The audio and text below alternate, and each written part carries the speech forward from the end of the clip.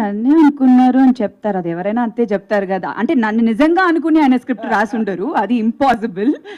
But దీన్ని నా ముందు వేరెవరినో అడిగారో నాకు తెలీదు. గుడ్ క్వశ్చన్ అండి. ఫస్ట్ ఆయన్ని అడగా, న్యూ డైమెన్షన్ నేనే పర్ఫార్మెన్స్లో చేయడం కానీ ఎవ్రీథింగ్.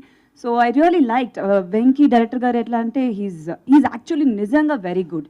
సినిమా చూసినప్పుడు తెలుస్తుంది. ఐమ్ షూర్ టీజర్లోనే ఆ గ్లిమ్స్ కనిపించుంటుంది. ఫస్ట్ ఒక న్యూ డైరెక్టర్ లాగా లేరు.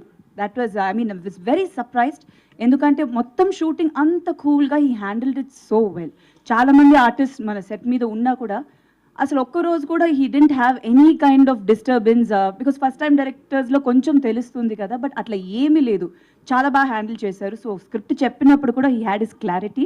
అండ్ ఆయన ప్రజెంట్ చేసిన విధానం నాకు మొత్తం ఆ లుక్ బుక్ చూపించిన, లేకపోతే colour palette, everything I was very impressed. So 100% I was confident నన్ను బాగా చూపిస్తారు అని. So I was very happy to do this character.